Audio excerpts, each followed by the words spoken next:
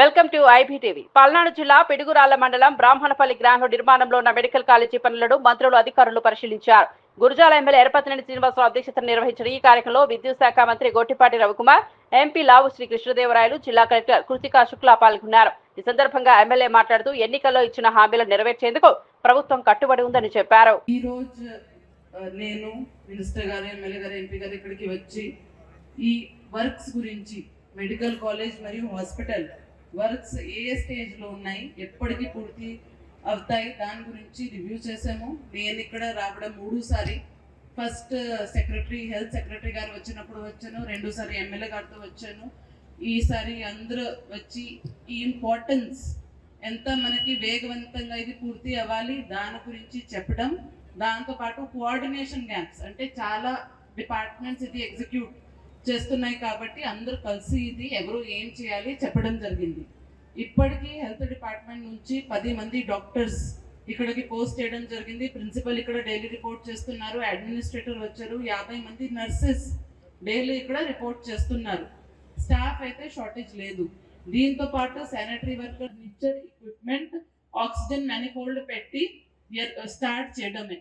దీనికోసం మే 1st week లో కనీసం డ్రై రన్ ఓపీ 12 డిపార్ట్మెంట్ సంబంధించి మనకి గైనకాలజీ కావచ్చు, ఆర్థో, పీడియాట్రీ, సర్జరీ, ఈఎన్టీ ఇవన్నిటి గురించి ఓపీ మొదలు పెట్టాలి టార్గెట్ ఇవ్వడం జరిగింది.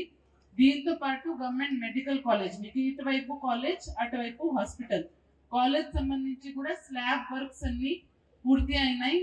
బేసిక్ ఇంటీరియర్ వర్క్స్ జరగాలి. అది కూడా మనకి గవర్నమెంట్ ఆఫ్ ఇండియా ప్రాజెక్ట్ కాబట్టి వాళ్ళ నుంచి వచ్చి అన్ని ఇన్స్పెక్షన్స్ చేస్తారు. ప్రాపర్ గా అన్ని ఉన్నాయి లేదా చూసుకొని దీనికి సీట్స్ కూడా శాంక్షన్ చేయాలి చెప్పడం జరిగింది.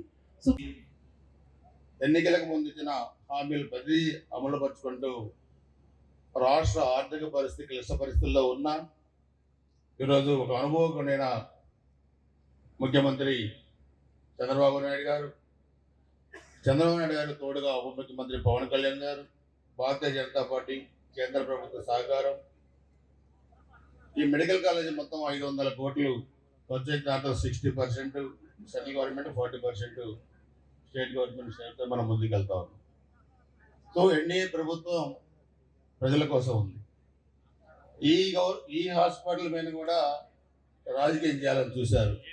ఇదేదో పీపీలో పోతుందని, పోతే రోడ్లు ఎక్కాలని. పూర్తి చేయడం వాళ్ళ ఉద్దేశం కాదు, పూర్తి చేయకుండా ఉంటే వాళ్ళ ఉద్దేశం. సో దాన్ని మనం రాజకీయాలకు అతీతంగా మనం కంప్లీట్ చేస్తున్నాం. అందుకే ఇచ్చారు మన ఎంపీ శ్రీకృష్ణదేవరాయలు గారు. అక్కడ నుంచి అది రాజ్యసభకి వెళ్ళింది. లోకేష్ గారు వెళ్ళి గ్యాలరీలో కూర్చొని ఉపరాష్ట్రపతి గారు చెప్పారు చైర్లో ఉండి బిల్లు పాస్ కాగానే, ఆ తిరుపతి వెంకటేశ్వర స్వామి ఆశీస్సులు మీ రాష్ట్రానికి ఉన్నాయి, ఈ రాష్ట్ర రాజధాని బ్రహ్మాండంగా డెవలప్ అవుతుందని కూడా చెప్పడం జరిగింది. అక్కడి నుంచి గుగులు పుట్టుకుంది. విచిత్రమైన డిక్షనరీలో లేని పేర్లన్నీ వచ్చినాయి తెర మీదకి. మావి గన్నని, ఆ గన్నని, ఈ గన్నని. అర్థం కాదు ఎవరికి కూడా. వాళ్ళు అర్థం చేసుకోవాల్సిన అవసరం మనకు కూడా లేదు. ఎందుకంటే అంత టైం మనం వాళ్ళ మీద మనం కేటాయించదు. ఇంకా డెవలప్మెంట్ మీద కేటాయిస్తే బాగుంటుంది. సో అందుకని ఇవన్నీ కూడా అనుకున్న ప్రతి పనిని ఏదైనా పూర్తి చేయడమే ఈ ప్రభుత్వం కూడా మీ సహకారం కూడా దీంట్లో చాలా అవసరం. సో దానికి మనం నిధులు కూడా ముఖ్యమంత్రి గారు ఇచ్చున్నారు. త్వరగతిన మనం దీన్ని కంప్లీట్ చేయబోతున్నామని చెప్పి కూడా తెలియజేసుకుంటూ ఇప్పుడు